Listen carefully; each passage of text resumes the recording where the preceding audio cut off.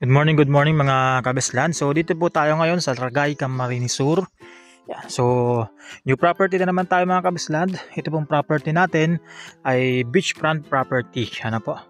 Yan. So sa mga kabeslan po natin na naghahanap po ng bakasyunan, ano po, napaka-relax, ano po, na lugar, na ambience, ano po. Yan. So ito po pwede po ito sa inyo. Yan. So bali ito po yung property mga kabeslan. Ano po, ito po yung beach po niya. Napakaganda po ano. So napakatahimik po ng alon talaga. So kung kayo po ay gusto mag-unwind, ano po. So pwede po ito sa inyo. So ito po ay 3,256 square meter mga kabesland. Actually ito po ay subdivided lot. So meron na lang po 2 slot na natitira. Yan, so bali ganito po yung dagat po niya, no. So ang kalsada po dito mga kabesland ay same pa din. Ano po? So may cemented, meron po siyang rough road. Yan. So mula po sa National Highway, magdadrive lang po kayo ng mga 15 to 20 minutes. Ano po? Yan. So pasok naman po ang Bios, ano po, kahit yung mga mababang sasakyan. Yan. So and pagdating naman po sa kuryente, meron po ditong linya ng kuryente. Ano po? So meron na pong linya mayroon pong signal ang cellphone, meron din pong tubig. Ano po? So napakaganda po nito mga kabesland. Makita naman po ninyo. Napakaganda po ng dagat po dito. So yung 3,256 square meter mga kabesland, binibenta po yan ng 2.5 million. Yan. So actually yung po ay napakamura na po ano mga kabesland. Sa ganda naman po talaga, quality po ng dagat. Kung makita po ninyo mga kabesland, ano po, kita naman ninyo. So para na siyang ano, hindi siya nagpuputik ano, kasi buhangin siya tapos may mga bato po sa ibabaw. So yung bato po niya ay ganyan po siya ano. Yung mga pantay naman po yung bato niya, hindi po masakit sa paa. So para siyang mga pebbles.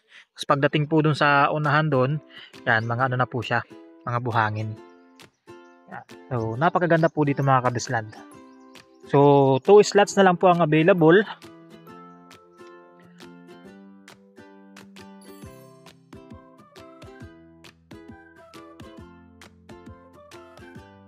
Yan. So kaibigan ko din po yung may-ari nito mga kabesland. So taga Camarines Norte, Bicolano din po siya. So yan po siya no. May mga nyug din po ano. So hindi ko po masasabi kung ilang nyug po yung sakop ng property kasi nga syempre ito po ay subdivided. So nakadepende po yung tanim. Ano po kung ano po yung tanim sa lote po na mapipili nyo. Pero dalawa na lang po ang available.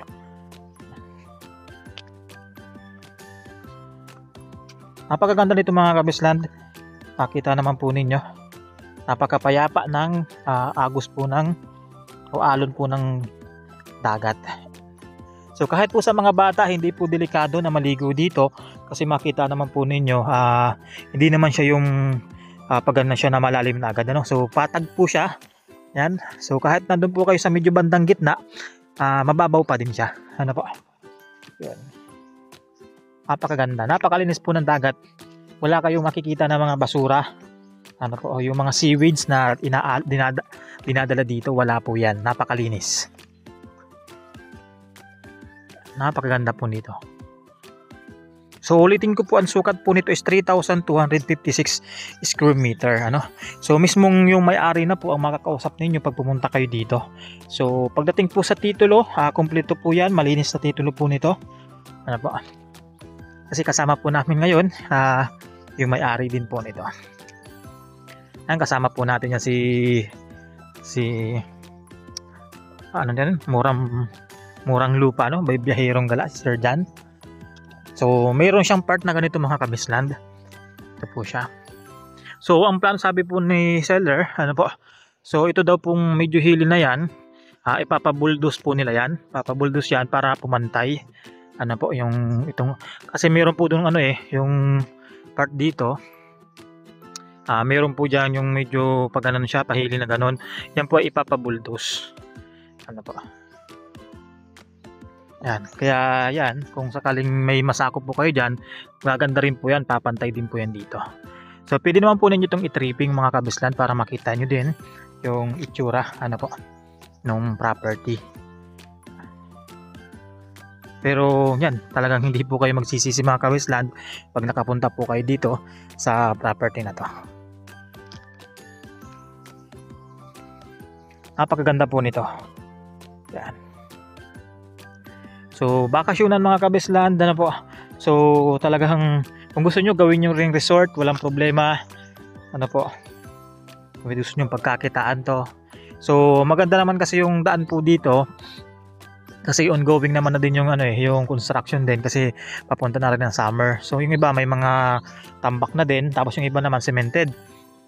Actually kakaunti lang nga po yung dadaanan natin na medyo rough road medyo rough road kasi yung mga tambak lang po yun na lupa.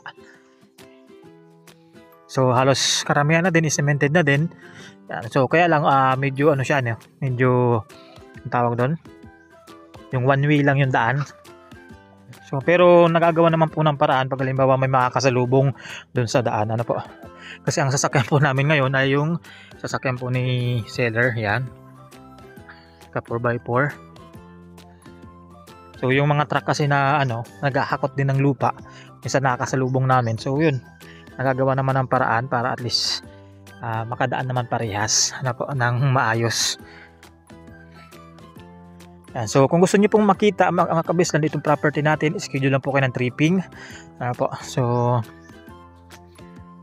pwede po kayo mag-message sa aking YouTube channel, sa Viber, sa WhatsApp. Pwede kayong tumawag, mag-text aking number. Po.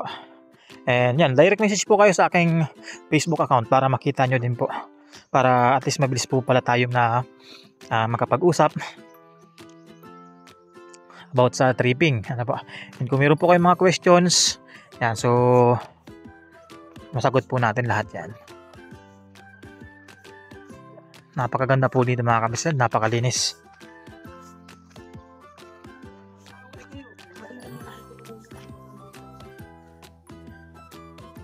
Ganda po dito. Very relaxing po. Yan, so kung gusto niyo pong makita ito mga kabisland, so pwede tayo mag-meet up sa Tagkawayan, Quezon, McDonald. Po. Yan, so from Tagkawayan McDonald's, magdadrive lang tayo ng mga around 15 to 20 minutes along the highway. Then may papasok po na barangay road yon. 15 to 20 minutes ulit sa barangay road. So yun, nandito na tayo sa property. So no worries kasi pasok naman po ang sasakyan dito sa property. Po.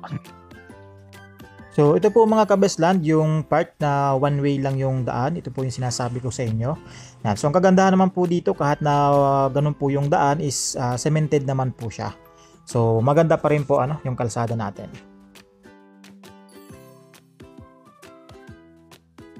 Yan. So hanggang dito lang tayo mga kabisland. Ingat po palagi and God bless po sa lahat.